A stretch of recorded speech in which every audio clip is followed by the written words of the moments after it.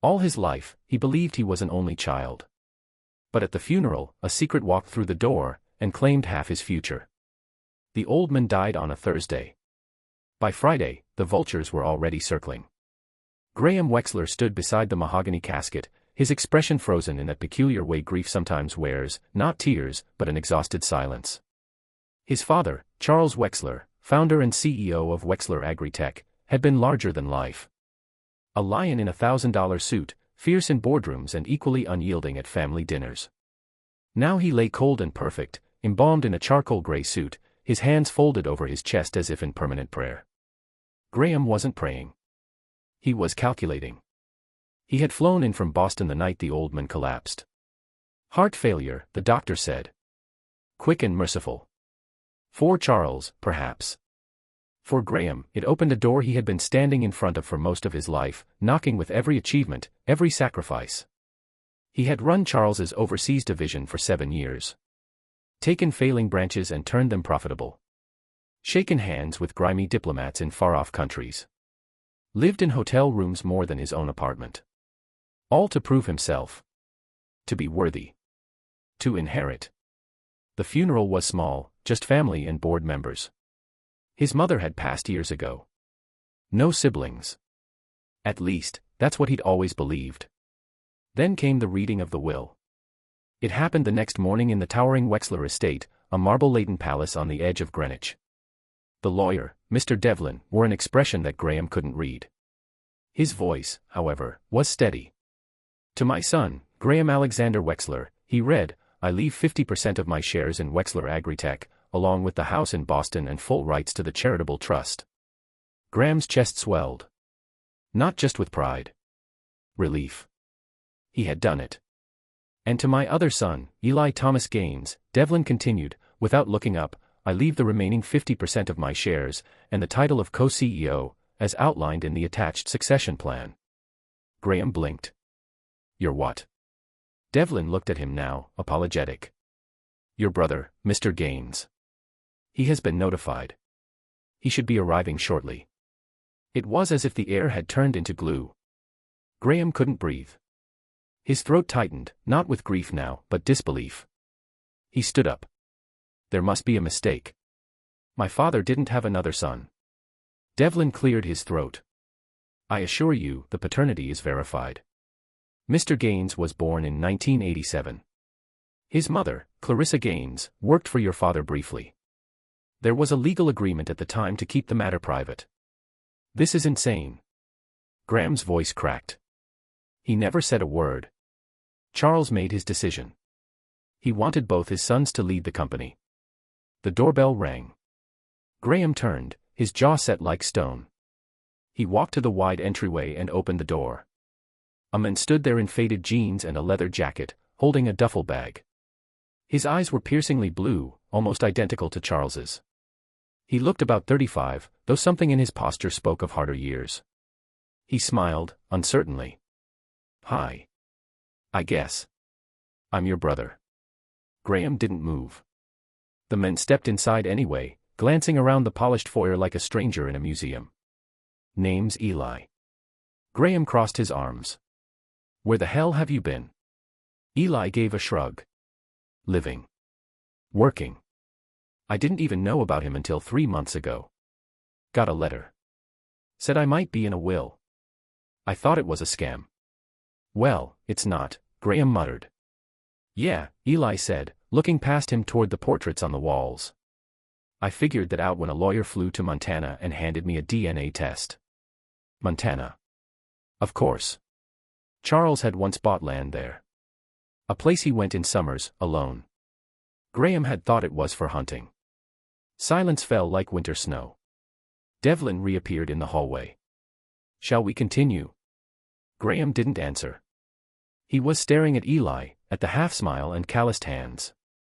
His brother. A stranger. An equal partner now in everything he had spent his life building. Something deep inside him cracked. Graham didn't sleep that night. He lay in the guest bedroom of the Wexler estate, staring at the chandelier, the crystal pendants casting ghost-like shadows across the ceiling. Down the hall, Eli was asleep in what had once been Graham's childhood room.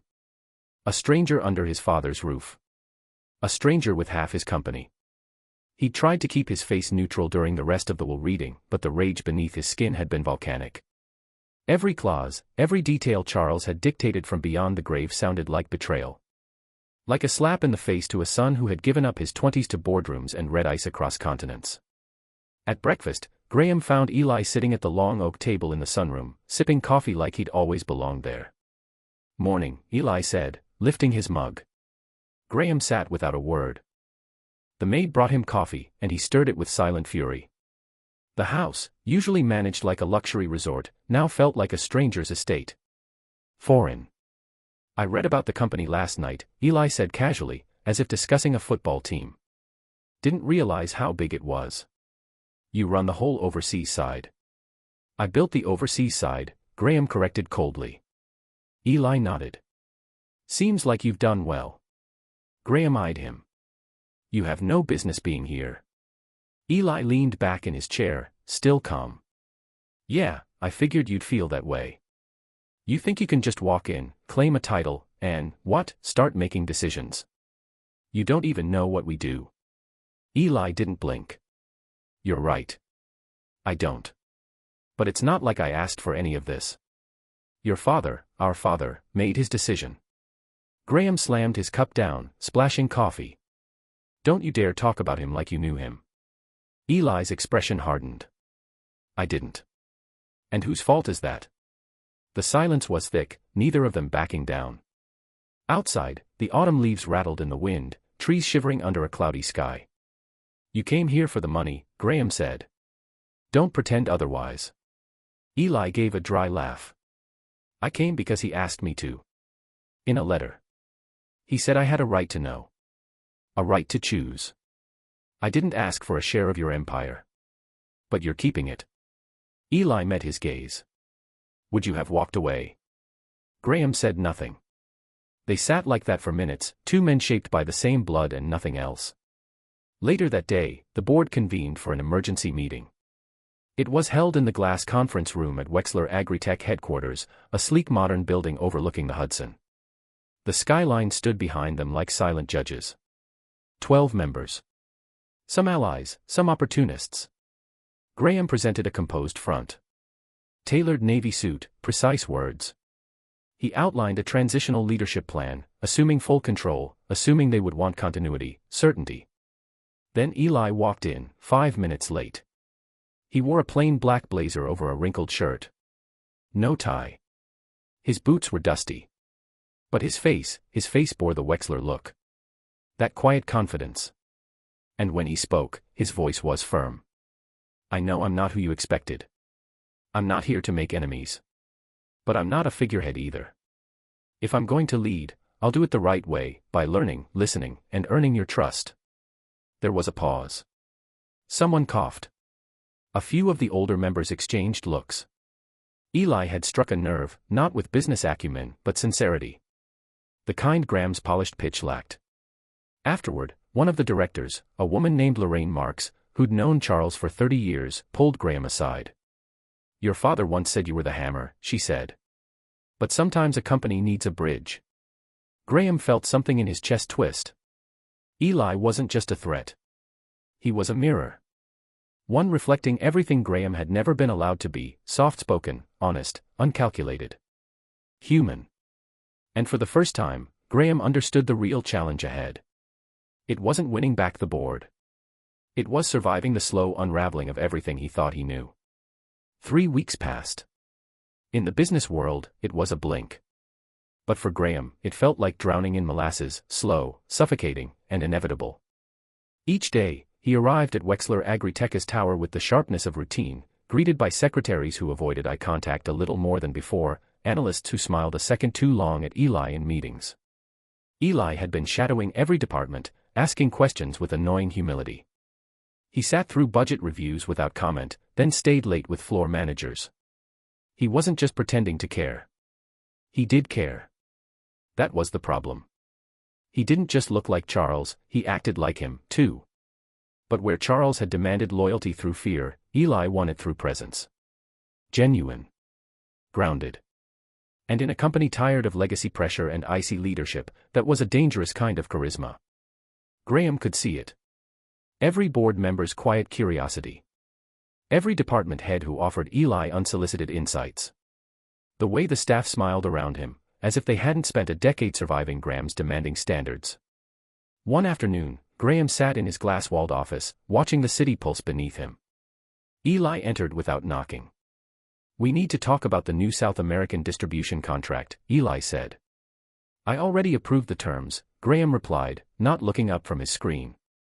Eli dropped a folder on the desk. "And I have a problem with them." Graham finally looked up. "You don't get to veto deals. You don't even understand how we operate internationally." "Not yet. But I'm learning fast. And I know that locking us into a 5-year deal with a logistics partner under corruption investigation isn't smart business." Graham leaned back, fingers steepled. "You read that on a blog?" "No," Eli said. "I called the local chamber in Bogota. Then I called 2 other CEOs who used the firm. One had their shipment held at port for 3 months due to legal issues. The other switched providers." Graham's throat tightened, but he didn't show it. "You don't make calls like that without coordination. That's not how we do things." "It's how I do things," Eli said. "You want me in this company? I won't sit in meetings and nod." Graham stood abruptly, the chair scraping. "You don't belong in this company." Eli stepped forward. "No. I don't belong in your company. But this was our father's. And he wanted both of us here." The words hit like a punch. Not because Eli said them, but because they echoed something Graham couldn't suppress: doubt. That evening, Graham drove to the house in Boston, his house now. He hadn't stayed there since the funeral. It was quiet, still thick with the scent of mahogany and old carpet. He poured himself a scotch and sat in Charles's study, surrounded by leather-bound volumes and plaques of corporate milestones. On the desk, tucked between a drawer and the wall, Graham found an envelope. Yellowed.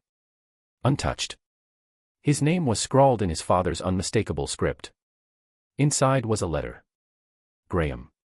If you're reading this, it means I'm gone, and I wasn't brave enough to tell you in life what I should have. You were always the strongest, the sharpest. I leaned on you more than I should have. I made you earn what should have been freely given. But I made a mistake years ago. One I tried to bury. Eli wasn't an accident. He was a choice I made, and a life I abandoned out of fear and ambition. You were my pride, Graham. But Eli, he's my guilt. And he's got parts of me you never needed, because you were already great. But I hope you find each other. Not for my sake. For your own. Forgive me, if you can. Dad." Graham read the letter 3 times. Then he set it down and stared out the window, as if expecting the dark city beyond to offer an answer. Instead, all he saw was his own reflection. The next morning, Graham didn't go into the office. Instead, he drove north, past the city, past the suburbs, until concrete gave way to pines and the air turned crisp with late October. He needed space, or perhaps, he just needed to be somewhere his father hadn't touched with ambition. He stopped at a lake he hadn't visited since he was 12. Charles used to bring him there in the summers, before the deals got bigger and the calls never stopped. It was where Graham had first learned to cast a line, skip stones.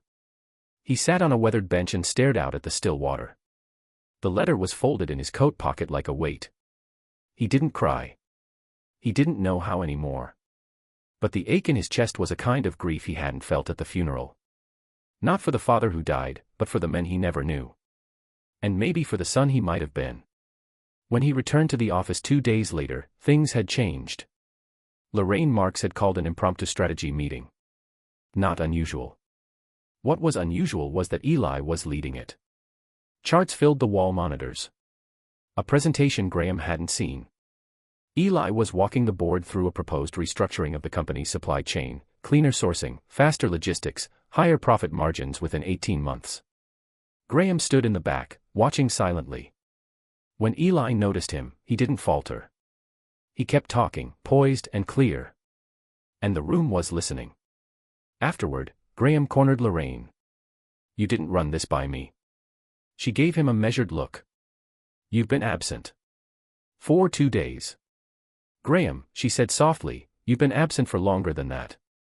Emotionally. Spiritually. People feel it. Graham felt the words land like stones in his gut. He walked into the break room. Eli was pouring himself a coffee. He turned. Nice pitch, Graham said flatly. Thanks. Eli sipped. We needed to do something. Costs are bleeding in places no one wants to admit. I've been fighting those leaks for years. I know, Eli said. But you've been fighting alone. They stood in silence. The hum of the refrigerator filled the space. Finally, Graham asked, what do you want, Eli? Eli looked up, genuinely puzzled. What do you mean? Do you want to run this place? Be the face. Take the empire. Eli leaned against the counter. I don't care about being a CEO, Graham. I care about doing something real. Useful. Something Dad never got right. Graham stared at him. He built this from nothing. And lost a lot along the way. Including you. Including me. That night, Graham sat again in his father's study. He pulled out a yellow legal pad and began to write. Not a letter. A plan. The next day, he brought it to Eli. What's this? Eli asked, flipping through the pages. A real partnership, Graham said. Split responsibilities. You oversee internal reform, sourcing, staffing. I handle global operations, expansion, investor relations. We meet twice weekly. We make decisions together. Eli stared at the proposal, then at him. And you're okay with that? No, Graham said. But I'm willing. Eli nodded slowly. So am I. Weeks passed. Then months. And slowly, something shifted. Graham stopped barking orders and started asking questions. Eli started dressing like a man who belonged in the room. They fought, often. But they also compromised. Shared dinners. Laughed once or twice. In early January, Wexler Agritech posted its highest quarterly growth in 5 years. During a staff town hall, Graham stood beside Eli on the stage. Cameras flashed. Applause echoed. But what no one saw was the look they exchanged. One of grudging respect. Of something resembling brotherhood. Maybe, just maybe, Charles Wexler hadn't left them a curse. Maybe he left them a chance. The media began circling like bees to honey. Two estranged brothers, united by blood and billion-dollar business, made for an irresistible narrative. Forbes called it the Wexler Renaissance. Business Insider ran a profile titled From Unknown to CEO, The Unlikely Rise of Eli Gaines. Graham hated that one the most. Reporters wanted to know about their childhoods, their rivalries, their healing journey. PR teams crafted polished responses. But behind the scenes, reality was far messier. Some days they clicked. Others, it was war. Like the morning Eli proposed selling off a subsidiary in Southeast Asia that had been hemorrhaging money for years. We've already invested millions. Pulling out now sends the wrong signal to the market, Graham said, voice tight. It's dead weight. We've been bailing it out since 2018, Eli replied. You don't fix a leak by pouring more water into the boat. It's a strategic position. You wouldn't understand the geopolitics involved. Then teach me, Eli interrupted. Or are you just going to keep pretending I'm a temporary inconvenience? They argued for hours. In the end, the vote was split down the board. The subsidiary stayed, for now. But that night, Graham sent Eli an email. Short. Blunt. You were right about the supply chain. We've saved 3.2% in costs across 3 quarters. I'm looking at your audit of SEA ops. Let's discuss next week. It was the first time Graham had admitted being wrong. Eli never replied directly, but the next day, 2 Vietnamese analysts were flown to headquarters for an internal review. Progress, in its own strange dialect. Meanwhile, family tension simmered under the surface. Eli's mother, Clarissa, had kept her distance, until she showed up at the company gala in March. She walked into the marble foyer of the Wexler ballroom wearing a green satin dress and a face that bore the softness age hadn't stolen. Eli's arm was steady beneath hers. Graham spotted them from across the room, drink in hand. He hadn't seen her since he was 10, when she worked as a junior archivist in the legal department. Back then, she was a name he'd heard in whispers, rumors too grown up for his mind to hold. Now, she was here. Real. Watching him. He approached. Slowly. "Mrs. Gaines," he said, extending a hand. She took it, her eyes scanning his face as though reading a book she hadn't picked up in years. "Graham." There was something in her tone, not pity, not pride. Something softer. Regret, maybe. "I'm glad you and Eli found a way," she said. "We're working on it." "I knew your father a long time," she continued, voice low. "He wasn't easy. But he loved you both. In the ways he knew how." Graham looked away. That wasn't always enough. "No," she agreed. "It rarely is." Eli watched the exchange in silence. Later that night, he found Graham outside, smoking a cigar by the terrace. The city lights below sparkled like spilled diamonds. "You okay?" Eli asked. Graham didn't answer right away. "You ever think we'll get past the ghost of him?" Eli exhaled. "Maybe not. But I think we can build something he never did." "What's that?" "A family." The word hit harder than Graham expected. Not because it was sentimental. But because it was something he'd never dared to hope for. Not really. And now, he wondered if it was still possible. By summer, the Wexler brothers were no longer a curiosity, they were a force. The stock climbed. Investors cheered. Even longtime skeptics within the board began to lean into the new dynamic, Eli's earnest grit, Graham's sharp edge.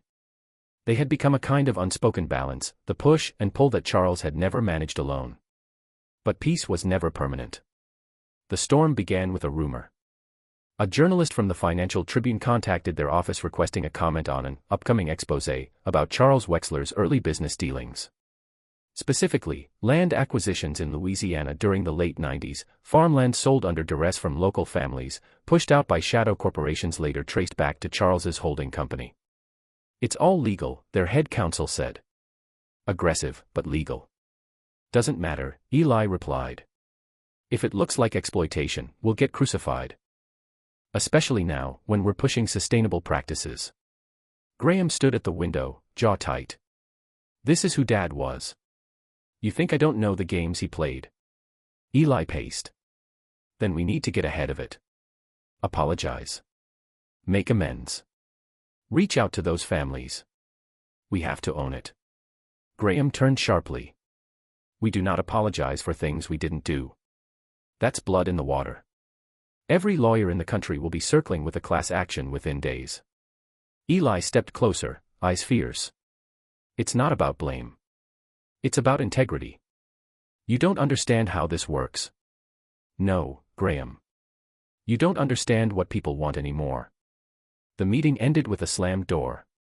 The next morning, Eli issued a public statement on behalf of Wexler Agri-Tech, acknowledging the historical acquisitions, promising a third-party review, and committing $10 million to rural agricultural equity funds. Graham found out watching the news. He didn't scream. He didn't storm in. He sat in his office and stared at the screen while the anchor praised the company's unprecedented transparency. An hour later, the stock dipped slightly, then rose 2% by the close of day. Board sentiment was positive. Public reaction, overwhelmingly so. But Graham's trust cracked. That evening, he showed up at Eli's condo unannounced. The space was modest, exposed brick, scattered books, a guitar in the corner. "I don't remember voting on your little redemption campaign," Graham said coldly. Eli met him at the door. "I had to act. You went rogue. I did what was right. You betrayed me." Eli sighed. "No, Graham. I protected us. Whether you see it or not." Graham's voice dropped. "You don't get to decide that." For the first time in months, the distance between them grew jagged again. Not as enemies, but as men walking toward different definitions of truth. "I'm not Dad," Eli said. "I won't lie to protect the brand." "And I'm not a child," Graham shot back. "I won't let you burn down what I spent my life building because you want to feel morally superior." They stared at each other. The silence thick with 1,000 unsaid things. Then Eli spoke, quieter. Maybe we're both right. Graham didn't reply. He just walked away. But something stayed behind in that room. A rift. Small, but deep. The kind that doesn't show up on the surface until the foundation starts to shake. Autumn came back to Greenwich with the crisp bite of change. A year had passed since Charles Wexler's death. The anniversary came quietly, no corporate tribute, no speeches. Just two brothers, both too proud and too bruised to say the things they needed to say. The company was thriving, yes. Revenues up. Public trust restored. But inside the walls of Wexler Agritech, there was a tension, subtle but real. Meetings ran shorter. Conversations clipped. Trust had become a brittle thing. And then, the letter arrived. It was delivered by a courier, addressed to both Graham and Eli in their joint office. Heavy parchment. No return address. Inside was a legal summons. A class action lawsuit filed on behalf of the displaced Louisiana farmers, 47 plaintiffs. Alleging coercion, fraud, and emotional distress from deals executed during Charles's reign. Eli sat frozen, scanning the pages. Graham read them once, then twice, jaw tightening with every line. I told you, Graham said, voice low. You gave them the match, and now the fire's here. Eli looked at him, pained. And if we'd buried it, this would still happen. Just later.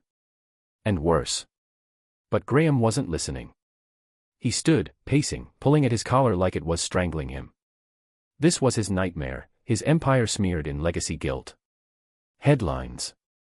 Depositions. Reputational ruin. I should have bought you out when I had the chance, Graham muttered. Eli flinched. What? You think you've been saving this company, Eli? You've been dismantling it. Piece by piece. You want to be the moral compass, fine, but don't pretend that doesn't come at a cost. Eli stood now, too. Maybe we needed to pay it. Graham slammed his fist on the desk. I built this place. And I've been trying to rebuild you, Eli snapped. But maybe you're right. Maybe that was the real mistake. They stood across from each other, breathing hard, like fighters between rounds. Then the door opened. Lorraine Marks stepped in, holding a folder. Her expression unreadable. I've been asked to mediate, she said simply. They both turned to her, stunned. The board's concerned. About cohesion. About leadership. About perception. What are you saying? Graham asked. She looked at them both. We're recommending temporary separation of executive duties. One of you steps back. Publicly. Until this is resolved. Graham laughed, bitter and sharp. And I suppose you've already picked which one. We're asking you to decide, Lorraine replied. A silence fell. Eli looked at Graham. If it's about legacy, take it. I won't fight you. But that only stung more. Because now even surrender sounded like virtue. Graham stared out the window for a long time. Below, the city moved on without him. And then, he exhaled. No, he said. You stay. Eli blinked. Graham turned. You're better at this. With people. With the press. With healing what he broke. But. I'll stay on as lead strategist. Silent sighed. No cameras. No speeches. Graham, why? He gave a tired smile. Because someone needs to protect the company while you fix the men who built it. In that moment, something unspoken passed between them, not reconciliation, not yet. But respect. Earned the hard way. Months later, the lawsuit was settled. Quietly. Fairly. Eli started a rural investment fund. Graham led a massive overseas expansion. The company didn't just survive, it transformed. And in a quiet room one evening, long after the board had gone home, Graham sat beside Eli at a small table, a bottle of scotch between them. You know, Graham said, pouring 2 glasses, for a long time, I thought the company was my father's real son. The one he loved more than me. Eli nodded. Yeah. I used to think being ignored was worse. But maybe we both lost something. Graham raised his glass. Maybe. But maybe we found something too. They clinked glasses. The sound was small, but it echoed like peace.